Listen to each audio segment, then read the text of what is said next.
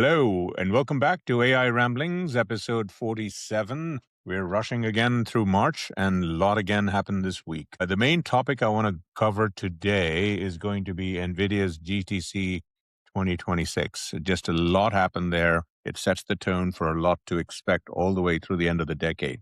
But let me come back to that because I want to touch on three other things that were also notable amongst dozens of other things that happened this week in the world of AI. In no particular order, I would first start with OpenAI. I've written a lot about this in terms of their IPO prospects, a mega IPO over $1 trillion most likely toward the end of this year. They're rushing to get that done ahead of Anthropic, which is their arch nemesis as they were a sibling company. Anthropic very much focused on the enterprise side and actually ramping with their recent products, Claude Code for coders and Claude Cowork, much faster than OpenAI. And that has triggered a bit of a extended code red from within OpenAI's senior management. You may recall Google when they announced Gemini 3 a few months ago. I wrote about that. That it triggered an internal code red by Sam Altman. And now there is a extended code red, it feels, with their CEO of applications, senior executive from Meta, ex-executive Fichisimo. She is now calling for a tilt toward enterprise with OpenAI's own enterprise-oriented business with ChatGPT through APIs. Also, their Codex product, which is a fairly competitive product versus Claude Code, even though Claude Code has higher revenue momentum versus Codex. And recall that OpenAI also acqui-hired Peter Steinberger's OpenClaw, and so that is another big entry into the whole AI agents space, both closed and open. So OpenAI is recognizing that the race this year, especially for the faster revenue ramps for public investors, is going to basically stand or not on the enterprise side of the business. So they are tilting to that side. And the irony is that they currently have a senior management team. They've hired lots of people from Meta and others that are focused on the consumer side of ChatGPT business. They've been testing their ad revenue side of the business. They're trying to ramp up ad sales, just like Google, with about 5% of the inventory being tested. And the response they're getting from advertisers is, yes, please give us more opportunity to test ads faster across more of the ChatGPT inventory. And remember, ChatGPT has over 900 million weekly users. So that's an attractive target for advertisers. And of course, you've got Meta over there spending north of 130, 140 billion dollars this year. Mark Zuckerberg very focused on this.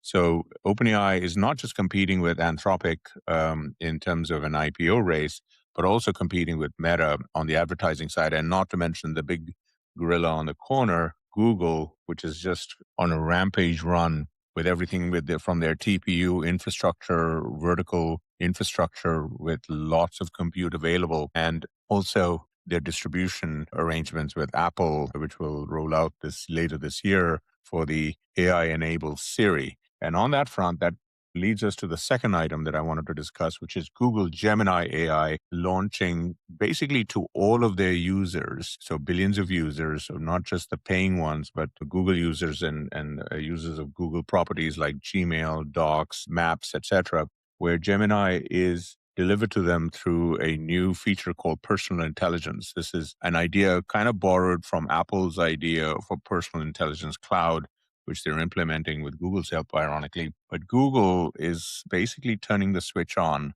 to make personal intelligence as a feature, basically that takes your data across all of these Google apps with your permission, presumably, and converts them into AI agents that basically look to try and help you answer questions and also proactively do things for you. And so this is a very powerful switch on. And a lot of other companies like Meta, OpenAI would like to do the same, but they're all compute constrained. Google has the advantage of their tensor processing units, the TPU architecture with their own chips against NVIDIA's that they get made directly at TSMC, Taiwan Semiconductor. And so that gives them a little bit of a production advantage, and they're going for it. The other thing it does is it allows them to presumably with the permission of their users, take anonymized versions of that data and add it to the reinforcement loops of their own Gemini search engines and language models to make them better. And so data is one of the critical differentiating layers of this tech wave versus any other tech wave, PC, internet, etc. And I've got a six layered chart that I talk about all in my posts, and it'll be up in the show notes. So Google is getting a two for here. They're racing ahead on the consumer side, while companies like OpenAI, et cetera, are having to maybe say, hey, we need to focus on the enterprise side here. And because of their partnership also with Apple, by the end of this year, Google should be able to deliver their Gemini AI products to, let's say, 2 or 3 billion users of Google directly and another 2 billion plus users from the Apple side of the equation. So that basically covers the whole world in terms of AI mainstream distribution. And so Google remains one of the number one names to focus on from my perspective, not a stock recommendation,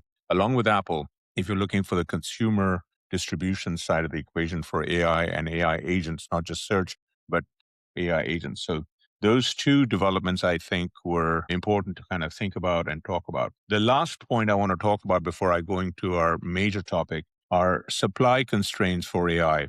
We've long talked about memory as being a key supply restrictor, where on the consumer side, in terms of laptops and smartphones, memory chips coming from companies like SK Hynix, from Samsung, from Micron, have gone from maybe 5% of the bill of materials to make your laptop or your smartphone to a third or more. And as a result, there is a huge culling to come on the OEM side, companies who make lots of different laptops and computers. Many of them, especially in Asia, are culling their models because they just can't get enough memory, or the memory is too expensive and they can't make money. Samsung itself, which is one of the second major memory companies on the planet, but they also have a big smartphone business in the US where they're the number one Android phone manufacturer and vendor, literally discontinued a product on the high end, a trifold phone that they had announced for about $3,000, so expensive phone, about 3 months ago, and they're discontinuing it now, partly because the price is high, but more importantly, they cited component costs being so high that they just can't make any money off it. So they're putting it back on the shelf. We're seeing this kind of thing from Sony with their PlayStation model for the next generation is being pushed back another year or so. So memory remains a constraint. And then we had another shoe drop because of the war with Iran and the blockade of the Strait of Hormuz. About 30% of a critical element that is needed to make the chips of all types, helium, no less, is sourced as a byproduct out of the oil and gas out of the Middle East, in the UAE and other places. And that is now curtailed. And the chip companies, whether it's TSMC in Taiwan, Samsung in South Korea, etc., have maybe 2 or 3 months of supply left, and it's a choke point, literally again on the critical supply component. I've got interesting write-ups on more detail on this helium shortage and the memory shortage, which again will be in the show notes. So do take a look at that, which allows us to go to our major item of the week, which is the Nvidia GTC 2026 conference and a keynote by founder CEO Jensen Huang. And this is now called the Super Bowl of AI, this event every year. And he had a very dense and rich AI roadmap, which surprised a lot of observers on a number of fronts. Number one, he said that relative to last year, he has a much higher conviction on revenues from AI data center capex investments by the big hyperscalers, the Microsofts, the Amazons, Metas, the Googles, etc. Where last year he was projecting about $500 billion of revenues. He's doubled that at the GTC this year to over $1 trillion, or at least $1 trillion by 2027.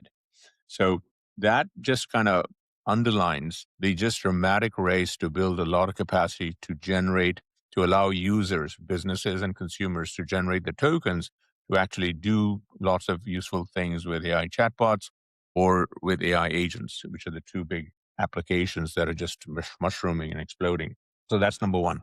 Number two, a lot of people were criticizing that, hey, NVIDIA has vulnerability because their chips, which are terrific for training big, large models, are not as efficient on the inference side, where they take queries from billions of users and generate responses to them either on the search or the agent side. And to that issue, they acquired a company called Grok, GROQ, different from GROK, the LLM AI company from Elon Musk's XAI. So Grok, they acqui-hired the senior people, founders, technical know-how, etc., for $20 billion a few weeks ago. And executing at NVIDIA scale, they've basically productized that as something called Grok 3 LPU, which Samsung is going to be making the chip infrastructure for them. But anyway, long story short is that's going to be available in the second half of this year. And that really fills a vulnerability that a lot of observers had been citing for NVIDIA and literally allows them to extend their Blackwell chip infrastructure and then the upcoming Vera Rubin chip infrastructure to include inference at scale. So it gives lots of optionality to both the hyperscale cloud companies and their customers to create huge AI factories that are optimized for our training, for inference, and everything in between. So this was a big deal on those two fronts, the dramatic doubling of the confidence to $1 trillion plus in revenue, plus the inference side of the equation. In the middle, they had a whole host of technical announcements, which again, if you're interested, are in the show notes. Number one, the Vera Rubin platform, which will be basically driving their roadmap for the next couple of years, now has 5+ varieties of configurations, different combinations of CPUs and GPUs and memory, which allows a lot of flexibility for all types of AI application developers to optimize at scale, essentially data centers or pieces of data centers that allow them to do hugely productive work. The last couple of things that they did announce, which are also very notable. Number one, they announced something called NemoClaw, which is a secure version of the OpenClaw AI agent platform that OpenAI is just acquired and is running with. And that has a lot of implications in terms of being an exciting offering within a lot of the cloud services for people to deploy their own agents, whether it's in the cloud or on their local machines via their NVIDIA's Digital Spark device, which is anywhere from $2,000 to $3,000 type of local computer that you can put in a corner and run your own AI agents doing things all day for you 24/7. The other two areas that they're very focused on and they've had big upgrade announcements. Number one is on the self-driving car side. And I've written about it, talked about it.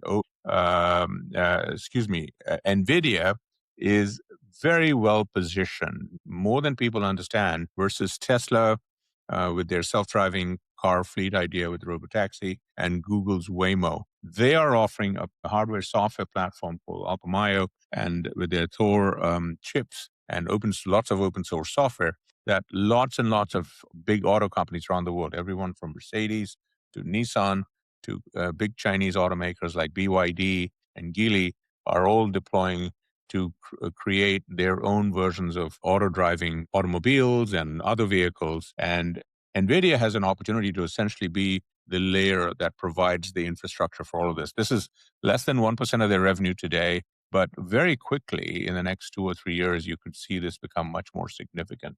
So I wanted to put a pin on that. The second thing is they're also, at the end of the keynote, Jensen was on stage with over 100 different types of robots, humanoid and otherwise. And basically here too, they have hardware and software platforms, chips, etc., that basically is a turnkey solution for anyone trying to create all kinds of robots and for different kinds of applications for data requirements, etc., to take NVIDIA's infrastructure, pay for it, both in terms of chips and then subscription revenues, etc., to create their own lines of robots and so on. So NVIDIA is very much a strong player in both the physical AI application for self-driving cars and robots, which are the two big gorilla opportunities that people are excited about for Tesla. Most people don't recognize that NVIDIA is attacking all of this. And in the next 2 or 3 years, that stuff could be as critical for NVIDIA in terms of how people track their new revenue growth as we currently track their AI GPU sales to the top 5 or 6 hyperscalers. And that, today is ramping, as we talked about, from $500 billion in revenues to over $1 trillion in revenues in the next couple of years. So watch this space, and it was a good GTC conference to kind of really go into the weeds, which takes us to my read of the week for episode 47. And here I wanted to just talk a little bit about Google experimenting with AI generating AI headlines. So for the last couple of decades, the major tech companies like Google, Meta, et cetera, have been delivering news through social networks, through their search, et cetera. And news has been essentially a loss leader for the industry. And there's been a lot of concern about what happens when the AI generates summaries of news through all of this. And a lot of things have to be worked out on business models in terms of paying the generators of news themselves some piece of this, etc. But Google, this move by Google is the first time they're saying, okay, we are going to accelerate this business of AI generating headline news from a whole bunch of sources, etc. And there'll be a lot of details to work out in terms of compensation for producers of news and so on. So it's going to be a kind of a jagged evolution. And this piece that I put up in my read of the week is worth kind of going through. I wanted to highlight that because news media impact of AI is a very big topic and will take several years of a lot of litigation, compromises, and ultimately business deals to figure out what the new landscape looks like. And then that takes me to the obsession of the week. Last week, my obsession was, of course, Nvidia's GTC because of the import of that. This week, my obsession of the week is Amazon. As most of you know, I love smartphones of all types. I have one of the original Google Fold things here. Amazon is exploring potentially doing an AI Alexa phone, and they're playing around with some ideas, and that may be something that they offer in the next year or two. It's important because Amazon doesn't play at all in the smartphone space. Over a decade ago, Jeff Bezos, the founder, CEO, who has now stepped aside, had a big project that he invested hundreds of millions of dollars into something called the Fire Phone, and that didn't do well for a whole bunch of reasons. But this is a second time at bat. And the logic here is simply that one of the big modalities for AI is obviously voice. Alexa is up against Apple with Siri and iPhone. And so a lot of the AI enabled Siri is going to be delivered through iPhones. And Apple's got over 2.5 billion of those. And then Google has their Pixel and Android phone that delivers all of Google's voice Gemini capabilities. Amazon obviously feels the need to have some stake on the hardware side of the equation. So they seem to be experimenting with potentially entering the phone business. I dare say companies like Meta, et cetera, are also probably thinking this, even though these are extraordinarily hard things to do, especially in today's environments with all the component shortages, all the geopolitics around trade and tariffs, and all of those headwinds. But this is one big, huge company that is going to spend over $200 billion in AI data center expenditures. And they're saying, okay, a little bit more for AI phones potentially based on Alexa. So we'll see how that turns out. That concludes what I want to talk about for this episode 47. As usual, if there are any comments, feedback, these always welcome. And also welcome our likes and subscribes. So thank you again for joining me this week. We'll look forward to talking to you again on episode 48. And as always, stay tuned.